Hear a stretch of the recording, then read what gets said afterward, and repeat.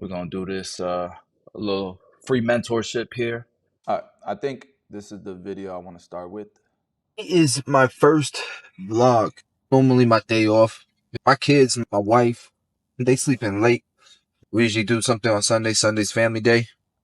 If they're gonna wake up at 12 o'clock, I'm gonna wake up in the morning, I'm gonna make some money.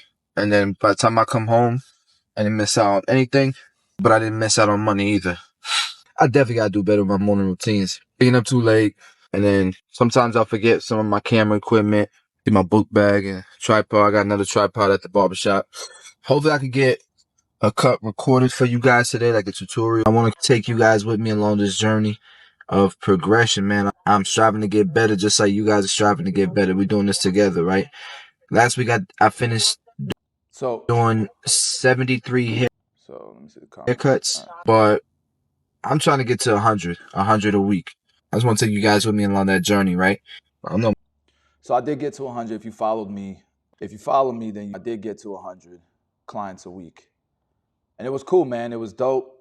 It was a lot of work at that time. At 100 haircuts a week, that's what it would take to get to six figures because we were charging $18 a cut, 14 at first, and then we went to $18 a cut. And it was dope. It was cool. I accomplished something that a lot of people didn't think you could, right? And so I wanted to talk about the journey because at that time, I had two vehicles. I had a BMW and I had a Camry. They were both new. I think I was paying like $500 a month for the Camry and like $700 a month for the Beamer. It's like $1,500 a month. And at that time, I was making. Let me see. Let's do the math. So, if I was doing, I was probably making like 8 grand a month, 8 to 9 thousand a month. The reason why I know that is because $100 a haircut, average ticket of $25. You're doing about 2,500 a week. You know what I mean? So I was just barely over six figures. But at this number, if you think about it, guys, $1,500 in car payments. Now you're down to, let's say 6,500. 6,500. And then besides that, you got rent. And my rent, I always kept very, very low. My rent was, I think, $900. I was living in the hood. So $900 was my rent, right? So now I'm down to, what is that? Let's just, for easy math, 5,500. But then my kids were both in daycare. And at that time, I think it was like another $1,500 a month, $750 a kid. And now you're down to $4,000. By the time you buy food and all that stuff, let's say you spend on food 2 grand a month. Let's say 1,500. You're very frugal. You're at 1,500. We're at 2,500 bucks. Wait a second. We have all these insurances. We have expenses that come, car maintenance, all that stuff. It was tight. I was lucky if I was able to save $500 a month. I was lucky if I was able to save this. And I made a decision during that time in that video that I was done, man. I was done struggling. And I didn't know what I know today, right? Had I known what I know today, I would have made a different decision. I don't recommend this for anyone, right? And what ended up happening is I ended up letting both of my cars go and they got repoed. They got repoed because I told myself if I could save between this 500 and this 1,500, I can't really save more money here. $900 a month in rent in the hood. The next best thing is go to a trailer park for me, right? I could try to save a little bit on food, and then we did. I was eating tuna fish out of a can, and it got me healthy as well. Every day, tuna fish out of a can, two containers or whatever. But I told myself if I could save this and I could save this, I'm at $2,000 a month that I can stack. Man, that's 24,000 a year. Man, that's like a barbershop every year or a down payment on a property every year. That's what I told myself. The problem was I messed up my credit. I jacked it up. I didn't know what I know today. I didn't realize how important your credit is, right? I didn't realize how important paying taxes were because I was making all this money, but it didn't matter because I couldn't prove it. So no banks would give me money. So I had a great plan. I had 24,000 every single year that I could save, but I couldn't do nothing with it because I didn't have tax returns and I didn't have good credit. And man, I was so emotional about it, but I told myself, we'll figure it out. I didn't know nothing about the stock market like I know today. I didn't know nothing about 401ks, IRAs, all that stuff. The only thing that was holding me back, guys, that I had control of were two things. It was actually three things. There's three things that I had control of. I'm gonna say four things, and a few of them fall in the same place, but ultimately I had control of my choices, right? Discipline was number one. That, man, I was disciplined, very disciplined at that time. First one in, last one to leave, consistently trying to promote myself. I was a hooper, so I'd go to the park, always wearing a t-shirt that said barber and my phone number on the back. That's it. That's all it said. Always would try to have a fresh cut when I would hoop. And the old school way, it's a lot easier these days, I feel like. But I had control of that. The other thing that I had control of was my work ethic. So you could work really, really hard, fall into the same thing. You could work really, really hard. But there's people who have work ethic in seasons. There's some people who have work ethic when they're motivated. I told myself, I can't do this in seasons. I can't do this when I'm motivated because this is not guaranteed. I needed to focus on being disciplined. When in doubt, just keep going. When in doubt, just keep going. And I was in doubt a lot. Man, something got to give. Working so hard, man, working 100 hours a week. I don't have a life. I barely see my family. And I don't see nothing growing. I don't see nothing getting better, man. I was miserable. But when in doubt, when everybody was telling me you're going to get burned out, you got to have a life. Money isn't everything. They don't understand. I was fighting for my life. I wasn't chasing money and stuff. I was fighting for my life. I was fighting for my family. It had nothing to do with money, even though that's what people would tell me. The only thing I can control is when in doubt, just keep going. But don't just keep going. Make sure you have that work ethic. First in, last one to leave. See, some people, they keep going, but you're not the first one, last one to leave. You're not consistently doing the things you're supposed to be doing every single day. You're just continuing to barber. That's it. And the way you're barbering obviously isn't working. So you gotta put on you gotta grind, man. So anyways, I had control of these two things. Another thing that I had to control on was information. This used to be what gatekeepers kept away from people. Even when you think about slavery in America, you think about how did they truly control African Americans. They kept information away. They knew knowledge was power. They kept the books away. They stopped people from learning how to read, right? We live in 2024, guys. This information, man, we are so blessed that this is stuff the generation before us didn't have access to. You had to go. I still remember going to libraries. The only way I had access to the internet was going to the library. And you put your key card in and they give you 30-minute increments.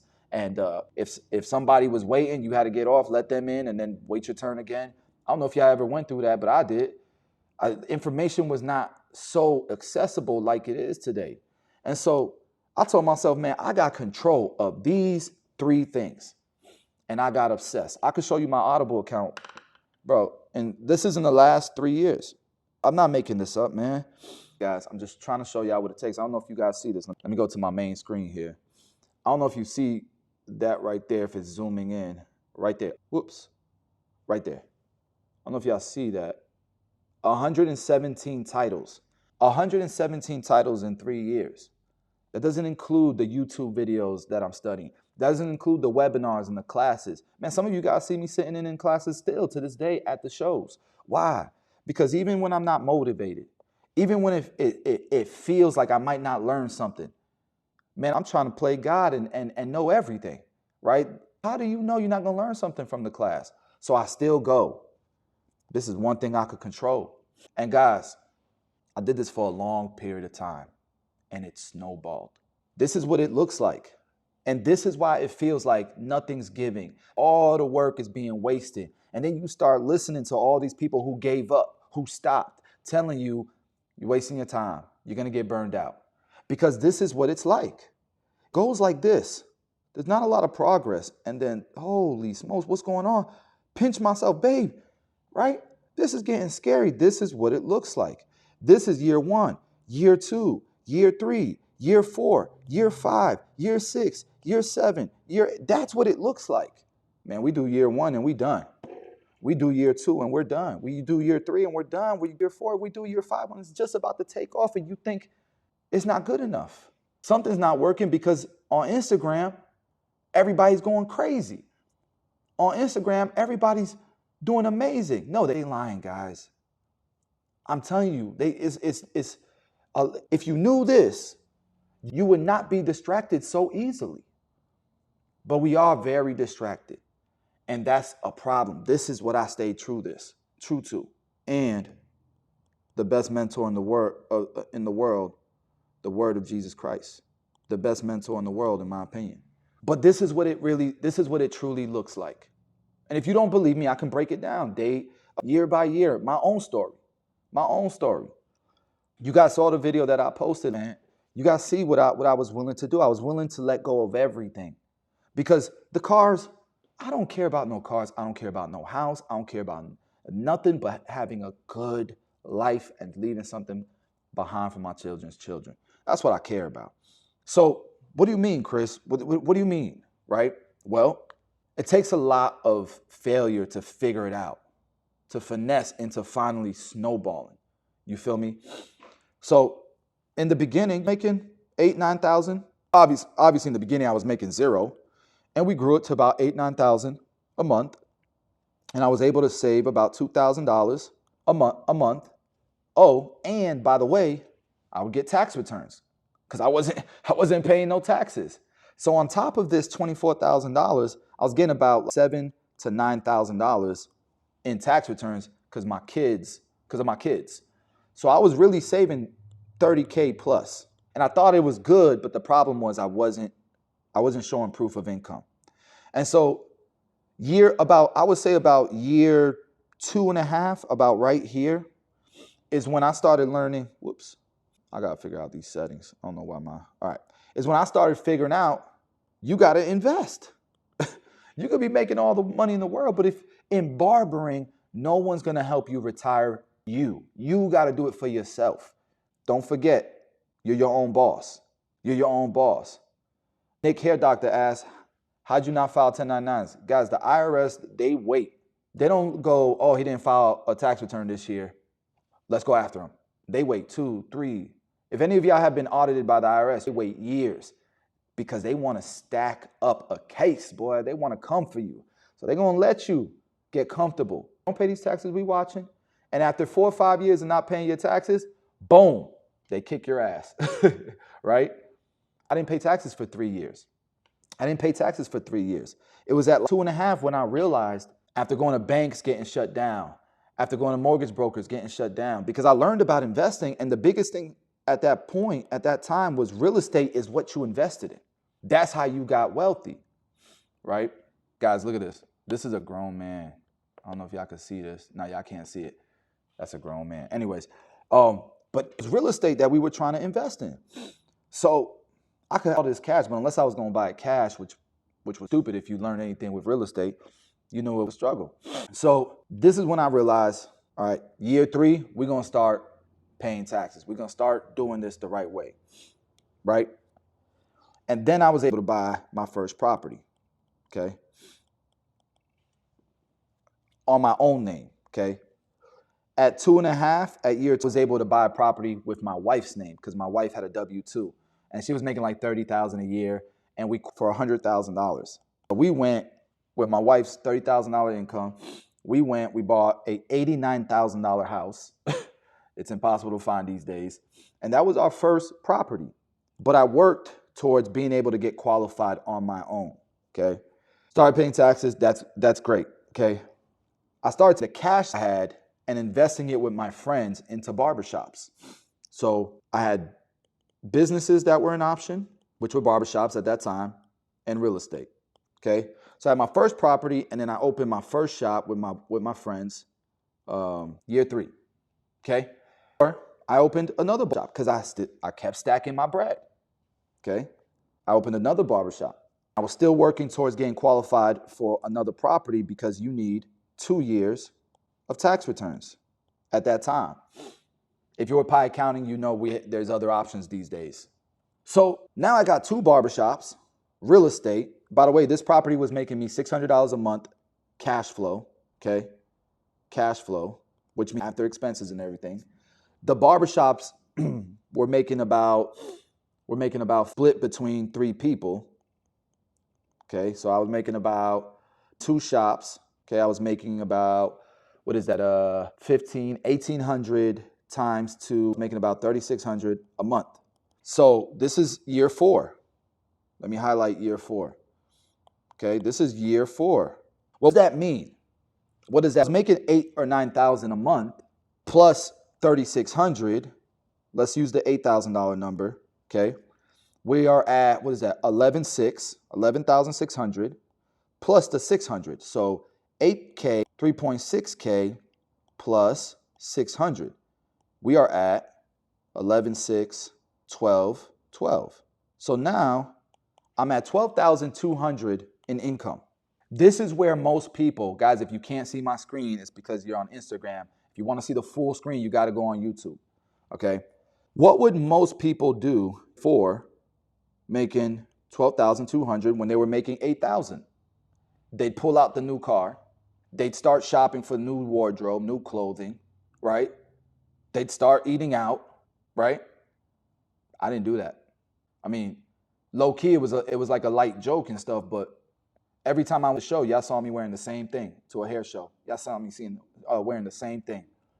I would buy clothing, $245. It was a write-off, and that's what I wore because I could write it off. And that's what I wore every single day. Right? All this money in the business. All that money. The $600, had to leave it, had to count. Why?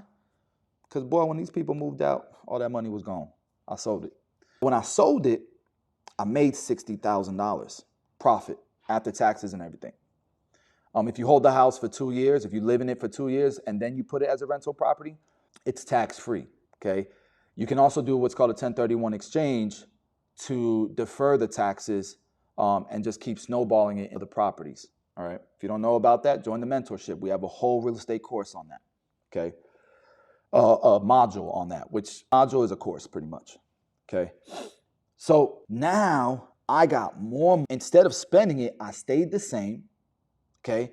But now instead of having a month I could save, okay? Now I have about 4,200 I could save every month, which equates to what, guys? About $50,000 a year that I could save. So that was enough for me to buy a property and a barbershop every single year, okay? But year 5 is when I finally became eligible to be able to buy my first property on my own name. But I ended up not doing it because the barbershops and Tomb 45 were doing so well that I would just either back into Tomb 45 for a new end product, something like that, or for another barbershop. And in year 5, we opened 3 locations. I could not have done that if I didn't live below my means, okay? So I'm going to do this over here. So we're in year 5, okay? And we opened 3 barbershops at this point. At this time now, we have five locations, each of them making $5K a month net, right? Obviously, my split was about $1,800, okay? Times 5, all right? Property, I sold it, so I don't have that anymore. And then Tomb 45 started growing like serious business. At now. So I'm already at 8K, but from before, right? What's 1,800 plus 5? 5, is that 9,000? About a month. So 9K from the shops. I'm still cutting hair full-time. And although my prices went up, my time in the shop had to come down because I had to focus more attention to this. But because my prices went up, I was still making the 8,000, okay? So let's add these together. 17,000 a month now that I'm making behind the chair. Tomb 45 is making.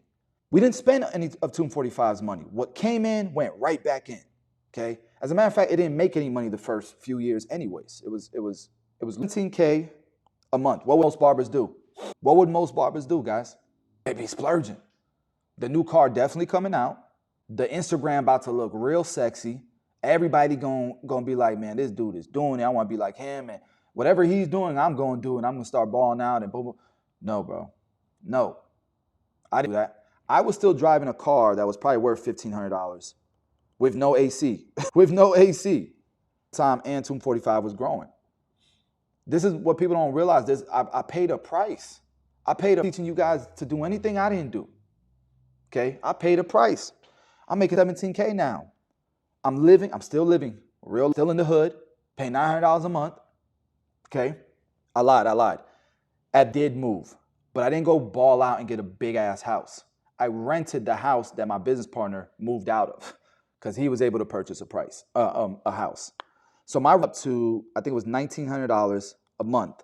Bigger house, my kids were getting older, all that stuff. So my bills only went up $1,000, okay? So instead of saving my original budget, I'm back down to 1,000, okay? But I got another month that I've grown into. So I'm able to save a month. I'm able to save it. That's $120K a year I'm able to stack, not even touching 245. So what we do, we open more barbershops. Got to 8 shops. We got year 6. This is 6 years of career, but 5 years of headlines being in business. Okay, in 5 years, we grew to 8 shops. All right, everything was great, still focused, doing the same thing. 245 does its first 7-figure year. 1,500 times 8 is what? 1,500 times 8 is 8. I lied. Do 1,500 times 7 because our 8th shop never made money. Never made money. Them are going to work. Why you have to diversify, right? But you learn from it and you get better, right? So I'm noticing a lot of people popping off. So I must be getting bored. We're at 8 shops now, right? But only 7 are making money. So 7 times 1,500, okay, is 8, 35. That's 11. Was that 13.5? I think that's 13. Ain't 13.5. That's 12.5. Okay. So now the 12.5, another 1,000. Now I'm able to stack 13,500 because I'm still driving car with no AC, but I'm saving 13,500 a month. And my company is doing 7 figures now and profitable. What y'all doing at this point in time in your career? Balling out. You really balling out. The Lambo might come out at this point. The big house might get bought at this point. That's not my mission. That wasn't my mission. So I kept snowballing. And that's the key, guys. It snowballs eventually. But you got to pay some kind of price for it to start snowballing, guys. Okay? And all of this, by the way, I was documenting on YouTube. I documented this for a decade. I'm not making none up. You guys could go see and watch the 10-year-long documentary, right? So, damn.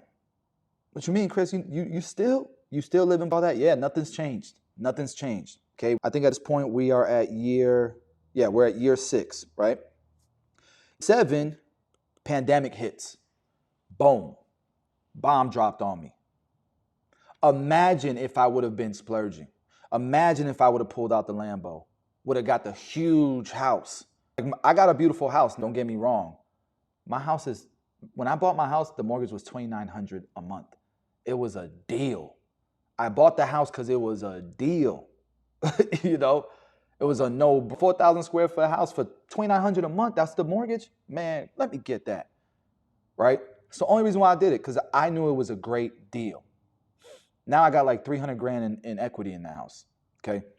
But imagine if I would have balled out. That could have ended all of this. So you have to save the game. What I mean by that is when you get here, you're not done. You have to secure the bag. And what does that mean? Now we have to start diversifying outside of what makes all of our money, the barbering industry. Okay? I decided in the game, I needed to diversify in other industries because when we got shut down with the pandemic, bro, that was tough. My barbershops were burning $40,000 a month.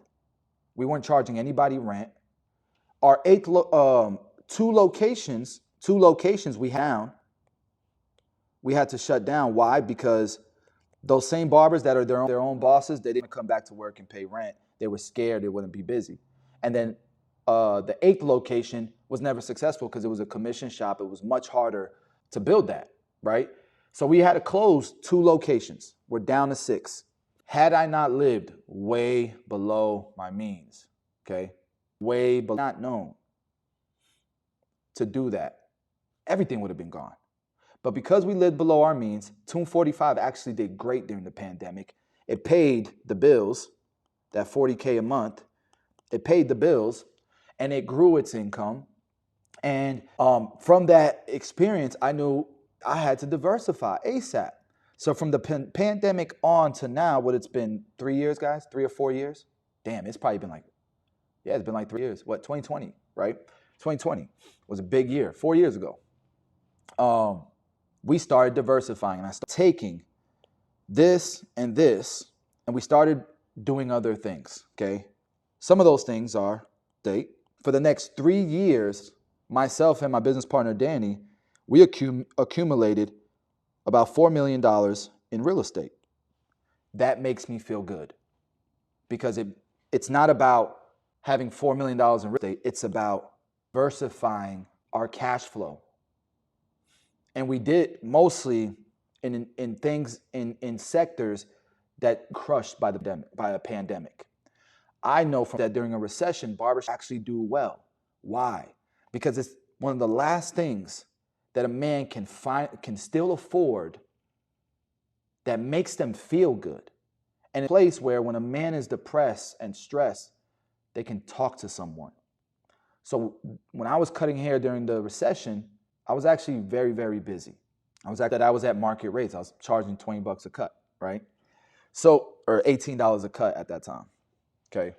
So I'm starting to feel cured. We had opportunities to invest in other businesses in other industries. Okay. During this pandemic, we also tried to a software, a SaaS company. That was part of our plan, and it bombed.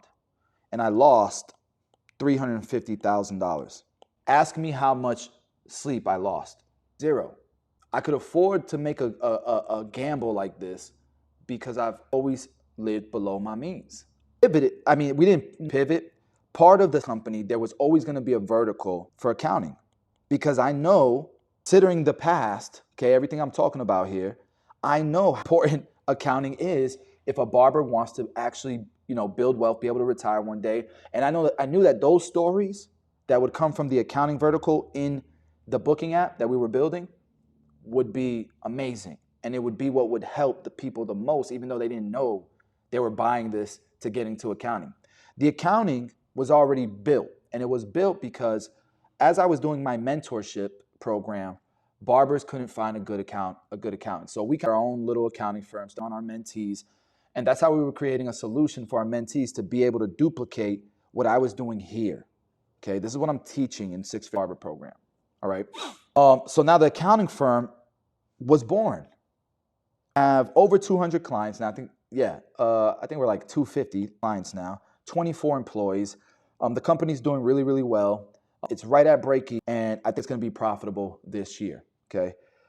But now we've been focused on the industry. Now we're going to get more general, and that's our way of diversifying the accounting firm. Okay. We have trucking clients. We have influencers, other industries. We have restaurants, and little took on these clients, learned their business, and now we feel comfortable going to self-employed in general. Okay, so I think with that, this is a 7-figure the beauty industry, but by opening it up to the general public, to all self-employed individuals, I think this can become an 8-figure company, a multiple 7-figure or an 8-figure company. Okay, and that's the accounting firm. Ask me how much money I take from here. 0. We take all the money, we put right back in. As a matter of fact, I take some of this money and I put some in whenever we need to hire people. Okay. So that's how we're able to hire people. There's no investors. There's no running bank. This is all cash, our cash. Okay. All of you guys can do this. You have to fix these three things: your choices, your work ethic, and the information you consume. How consistent are you on all these three things? Okay? Because all you guys can do this. There's room for all of us. This is a big world. Billions of people, trillions and trillions and trillions of dollars, and trillions being printed every year, it feels like. There's room for all of us. Okay? So now we're at a place where we have all these things. I have accounting. I can easily, businesses, just plug them into my system. So we started buying businesses. We have a trucking company that manufactures parts. Okay?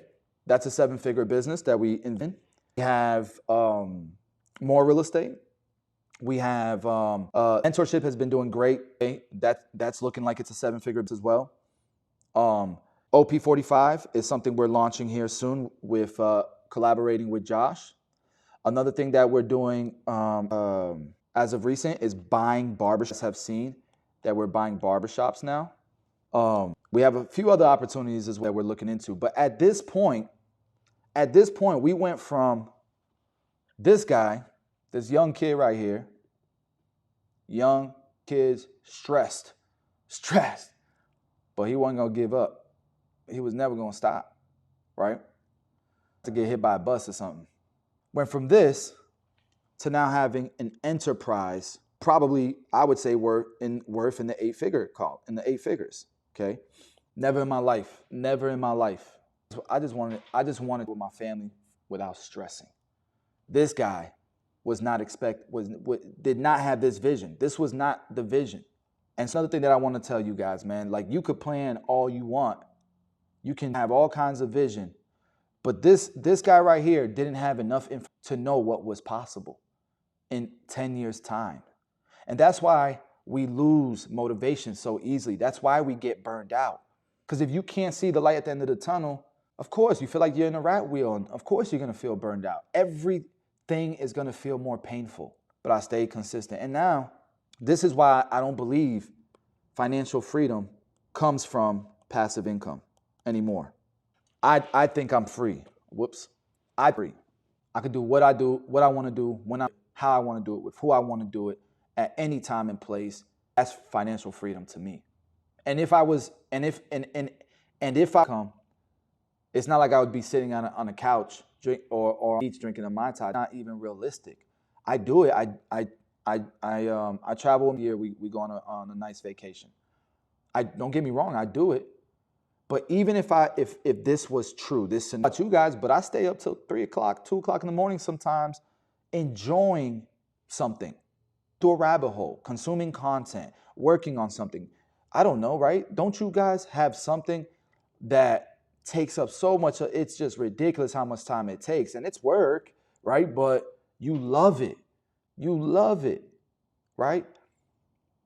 That's the I'm in right now, and I'm blessed.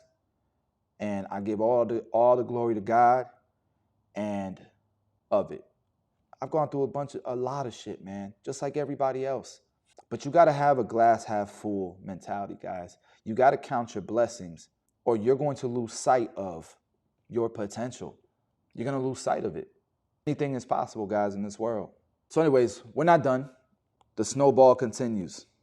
I splurge now, here and there, okay? I'm not going to lie to y'all. We spend about $20,000 a month for our style. I'm not going to lie to y'all, okay? That pays for my kids' after-school programs. That pays for my wife's lifestyle. Keep herself together, feel confident. She does nails and she does the whole Botox thing. She does, she shops for me. And we are blessed. We are very blessed. But people in my scenario would not be living on that income, would they? No. And that's when the snowball stops. And that's when everything comes crashing down. That's why I don't care about what nobody else is doing. I don't care for people to try to paint this picture. I want everybody to be successful. There's room for all of us. I'm straight, right? Most people at that point in time would be going crazy. Dubai with a Rolex on their wrist, right? I don't do that, guys, because the snowball's not done. I look back at this guy right here. No way. If you would have told me this was 9 or 10 years ago, I'd be here today, I would say, you're stupid. Shut up. The things, the materials that gets me excited, what gets me excited is the snowball continues. What's going to happen 10 years from now? What's going to happen 10 years from now? If I keep this up, this right here, the formula right this up, being in this situation, where am I going to be in 10 years? Where's my family going to be? Where are my friends going to be? My loved ones going to be? What can I do to impact the industry? At that point, what kind of resources, what kind of connections, what kind of relationships, what kind of influence? You can change so many lives, man. You can impact so many people.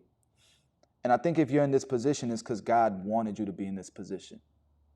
He gave you the challenges. He gave you the stress, the depression, the losses, the tough nights. He gave you things to prepare you for this. And what's going to happen in the next 10 years? Man, this is part of God's plan. I'm just a vessel, man. I'm just following in his footsteps. Because how else is this possible? This shit is a miracle to me too. I'm not naive. I'm not naive to that. I tell you guys this because any of y'all can do this. And I know I'll catch slack for it. Bro, this dude right here. Let me show you something. Let me show y'all something. I know I sound crazy. I know it. Okay? But let me tell you something. What the hell is it? You see on the top. Maybe not. Oh, I found it. Check it out. This was the times. Okay? This is me. This was my average. Boy, I'm trying to tell you. You can do this. It don't happen overnight. It takes time. It's going to suck. There's going to be some late nights. There's going to be some sacrifice. There's going to be, I had weeks where I didn't see family. But this plan right here, okay? This plan right here, 30, I was able to walk away from the chair and not have to trade anymore. Don't get me wrong, I love cutting hair. And there was even a time where I was working like 2 days a week, doing 4 cuts a day. There was that time.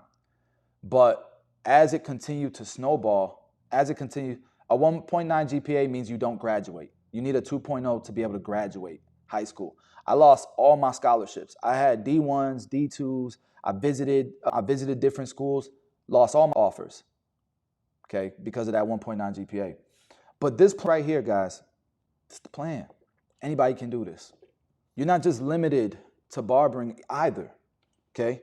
Let me tell you. I'll tell you guys what I invest in, okay? Most of my money goes into businesses. Businesses, the best return, okay? If you're willing to put in work, if you have conviction, if you have the knowledge to do it, you can do small businesses. And lately, we usually start small businesses, or you can buy them. And we do both, okay? Because the return is better. The only is it's riskier. It's risky for people who don't know what they're doing. That's why you can't skip the process. Learning how to run your business behind the chair is the first step. If you don't do that the right way, if you don't have accounting in place, if you don't know how to read P&Ls and get those every month, and you don't know what a personal financial statement is, if you're not doing that part right, when you do this part, you're definitely going to fail. That's why 90% of small business owners fail in 3 to 5 years, right? So don't skip the process. Sure, you're making good money as a barber, but are you running it like a business? That is free experience, free business experience. Once you do that, you might have the conviction to do small businesses. But just because you're not doing small businesses and you're just cutting hair behind the chair doesn't mean you can't invest in businesses. You can also buy stocks. Most people, retail traders, are Wall Street bets guys. They love the crypto. They're trying to get rich overnight. When you buy stocks, you're buying businesses, okay?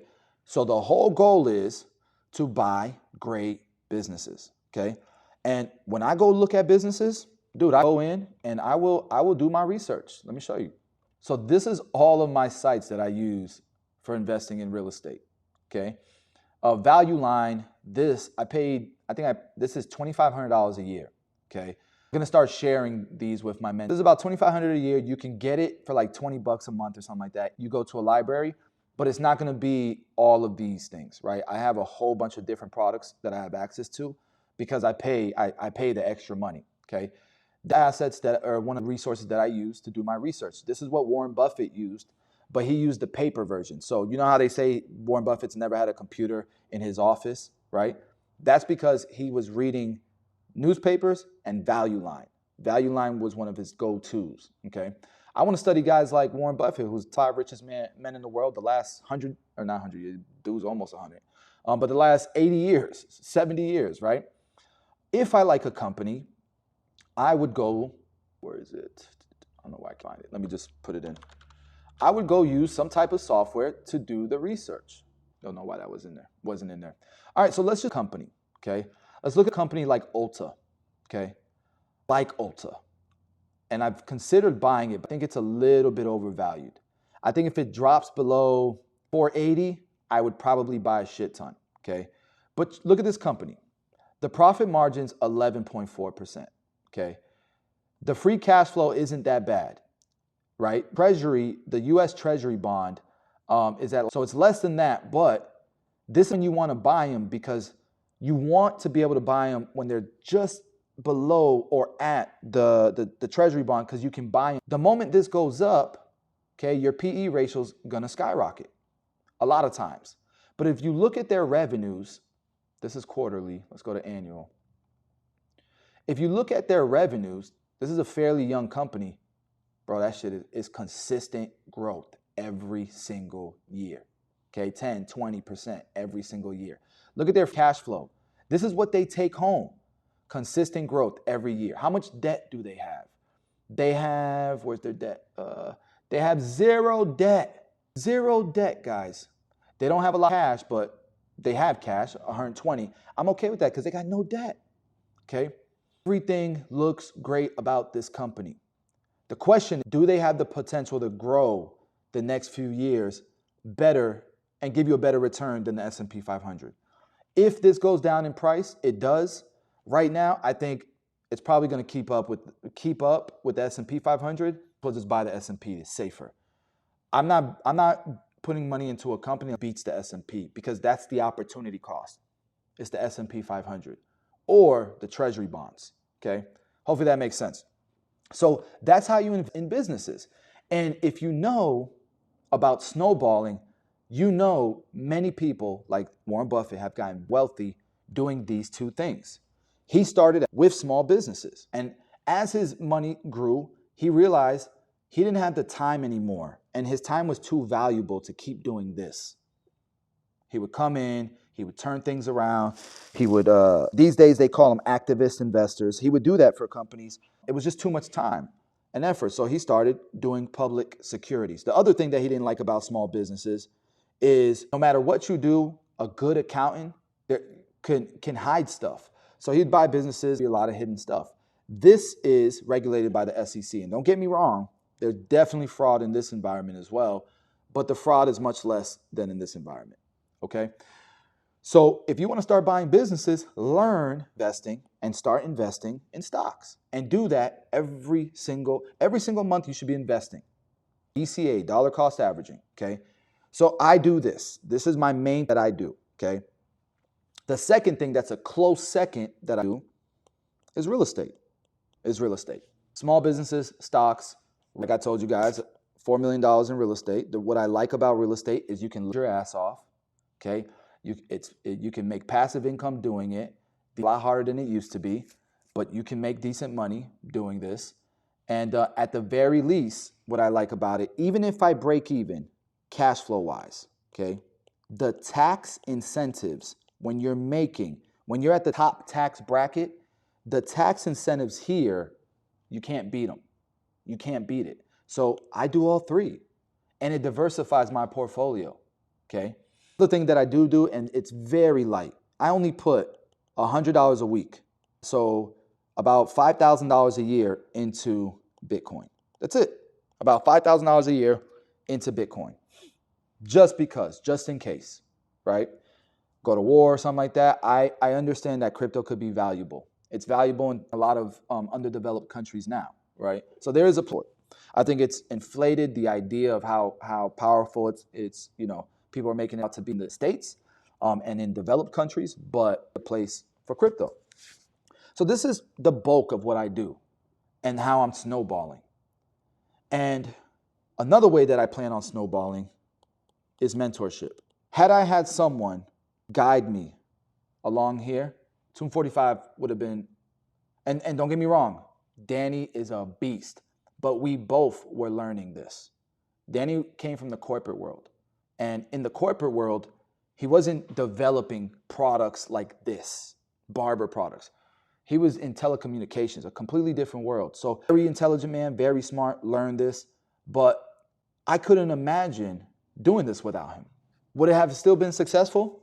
Maybe, but it definitely would have taken me longer.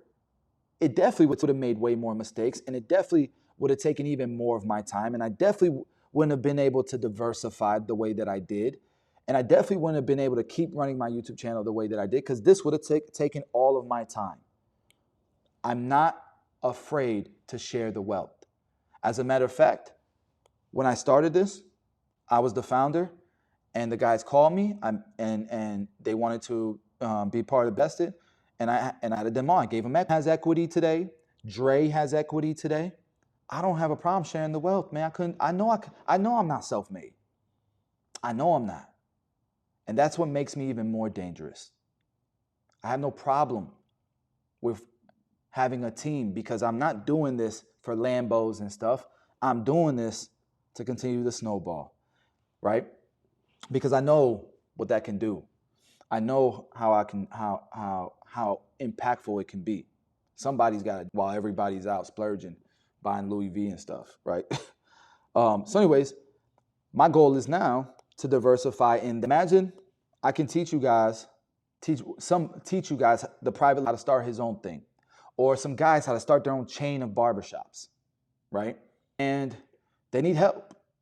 Well, I have an enterprise with an entire accounting firm, with legal, with access to more capital. I understand debt service, I understand debt allocation. I understand all of these things, and we have an entire team. We have a customer service team. We have a warehouse distribution center. We have snowballed into something pretty impressive, in my opinion, to recreate this, to recreate the snowball that I have created. So my idea is, instead of you starting from scratch, why don't you pick up where I left off and leverage the infrastructure that we already have built? Now you just plug in, take off, right? If you need capital injection, we invest, right? I wanna now create partnerships and help others as well. Because like I said, there's room for all of us, okay? So, what's up, bro? Was just talking. Yep. So anyways, any questions on what you guys have heard today? This order, what mentorship in general, if that's something that interests you to check out the program. We have the Playable course, $10 course coming up, and I plan on having like a call to action at the end of that as well, to give people the ability to, contact us if things take off. Sorry, if things off and people need coaching, need help, need an investor, I can help. Pi Accounting, if you guys want to start your snowball, you're going to need good accounting. You're going to need a good team to back you up financially with all your questions, with all that stuff. Something that interests you and you're making $45,000 a year or more, check out piaccounting.com. That's our accounting firm. Tabitha would love to help you. She's a CEO over there. And what else I got? I think that's if you rock with this, if you were about Zoom 45, OP 45. We're also pouring a bunch of Mila because I think it's an amazing system. It's proprietary, and I think it's a game changer for people learning how to cut hair. Let me get out the questions. So, will this be posted? Yeah, I'll save it. It'll be on my YouTube channel. Be on my YouTube posted. Delay gratification, invest in yourself, your diversify investments, and be afraid to ask for help. That's facts. Do you do one-on-one calls? No, I don't have time. So, guys, the reason why I don't do one-on-one calls is very simple. Opportunity cost. We do group mentorship. If you want to do mentorship, it's group mentorship. That's the only way I can do it. I actually build businesses, guys. I'm actually working. I'm not just an influencer like people try to me out to be. This is real life for me, right? So I can't do one-on-one calls. I don't do a lot of shows anymore. I don't do a lot of classes. Me and Dre were talking about this the other day. Just me leaving Tampa cost the company a lot of money because the product I could be having, staying put, staying focused, there's a multiplier on it here. My day rate going to a show is $5,000. It's not because I'm trying to make $5,000. It's because I'm trying to make it so expensive that most people say no. You know what I mean? Like that, and that's the truth because I need to be here, actually working. That's why my YouTube channel, I'm not doing as many tutorials anymore because I need to be actually working. That's why I for a year I was out other. I knew I needed to start replacing myself with people, more of a platform. I wasn't going to be available as I used to be. But yeah, it'll be here. It'll be saved. As a comment section, I'll try to hide in there.